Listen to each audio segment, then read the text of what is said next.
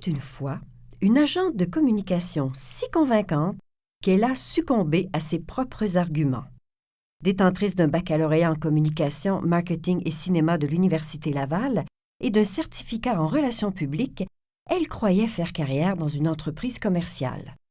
En quête de son port d'attache, elle multipliait les stages éphémères. Un jour, le hasard vint à sa rencontre sous la forme d'un emploi étudiant de 6 mois comme responsable des communications pour une troupe de théâtre. La Normandinoise, passionnée de musique, de lecture et design, succomba au charme des marionnettes. Les amis de Chiffon, conquis par ses compétences, proposèrent une alliance, un mariage réussi pour le bonheur de milliers d'enfants. Certes, la conviction profonde de l'importance du théâtre pour enfants en région a toujours suscité un enthousiasme communicatif dans les propos d'Hélène Dallaire, mère de 2 filles, Sarah et Sophie, bon public et ses meilleures conseillères. Douée pour les communications autant que l'administration, son engagement envers le TAC ressemble à un conte enchanté. La qualité des productions, le succès hors frontières de la troupe, la force vive de la compagnie confèrent à cette histoire non une fin, mais une continuité heureuse. Cependant, il faut bien reconnaître que les 40 ans d'existence des Amis de Chiffon auront été un combat acharné pour subsister. En 1995, après 10 ans en relations publiques, Hélène Dallaire prend la direction générale de la compagnie avec Jeannot Boudreau à la direction artistique. Un tandem d'une force étonnante qui a navigué avec succès dans un univers menacé sans cesse par une concurrence féroce, des règles défavorables aux subventions pour les régions éloignées de la métropole et de la capitale, trop souvent à la merci des conjonctures économiques de leur clientèle principale que sont les écoles. Mais revenons à l'origine. Il était une fois, Alma, 1974.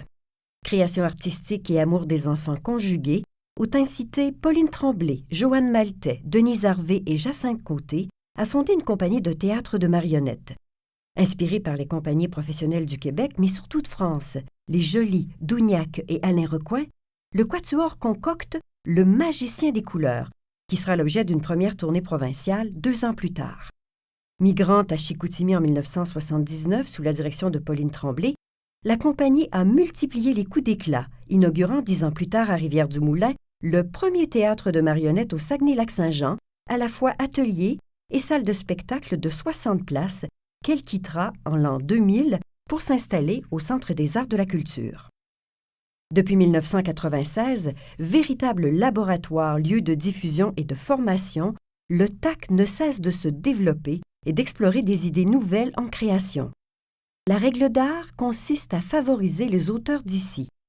Une confiance qui se révèle fructueuse alors qu'il s'allie des auteurs saguenayens réputés, plusieurs fois récipiendaires de prix du gouverneur général, notamment Jean-Roch Gaudreault et Daniel Danis. Le premier avec sa désormais célèbre pièce « Une histoire dont le héros est un chameau et dont le sujet est la vie », le second avec « Rosépine », pièce jouée à Place des Arts de Montréal. 2006 marque un tournant majeur dans la reconnaissance des Amis de Chiffon. Rien n'est oublié, ni les marathons épuisants de collecte de fonds, ni les démarches récurrentes et fastidieuses auprès des instances politiques, ni l'énergie détournée de la production par les impératifs des sempiternels dossiers conditionnels aux subventions, ni les contraintes d'une vie nomade qu'imposent inévitablement les nombreuses tournées à l'extérieur de la région. Mais le feu qui anime la directrice depuis 30 ans trouve écho dans les critiques dithyrambiques de la presse montréalaise et fait flamber la part du rêve, tandis que le TAC fait salle comble pendant 1 mois à la Maison-Théâtre de Montréal avec la pièce de Jean-Roch Gaudreault. Le succès est le résultat de toutes les années investies pour mener les Amis de Chiffon là où ils sont. C'est la fidélisation de notre clientèle, la qualité des productions, la continuité dans nos exigences. Ceux qui nous achetaient nos productions continuent, ceux qui y pensaient depuis longtemps se décident à faire le pas et ils s'en ajoutent des nouveaux, commentait alors Hélène Dallaire. Aujourd'hui, le TAC compte 29 productions. Tout en veillant à assurer une présence active dans sa région par des représentations et des ateliers pour les jeunes, la compagnie est régulièrement en tournée.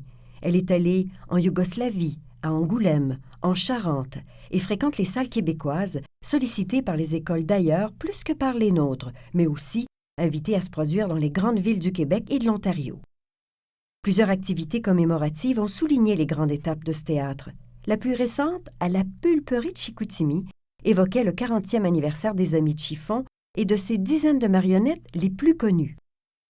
Les Amis de Chiffon, c'est une histoire de cœur avec les enfants, la région et la marionnette. Hélène Dallaire résume ainsi ses 30 années vécues dans le monde magique du théâtre. C'est aussi l'histoire d'une femme de cœur active au sein d'organismes tels les Grands Frères et Grandes Sœurs, les clubs des petits déjeuners, les comités de quartier et de parents. Elle n'a jamais voulu troquer sa conviction de l'importance d'un théâtre de marionnettes ouvert aux enfants contre toute offre d'emploi pourtant plus alléchante. Et c'est sans doute pour cela qu'elle s'est investie avec 7 autres membres de 5 compagnies de théâtre dans la relance du Festival international des arts de la marionnette à Saguenay qui renaîtra en juillet prochain à Jonquière.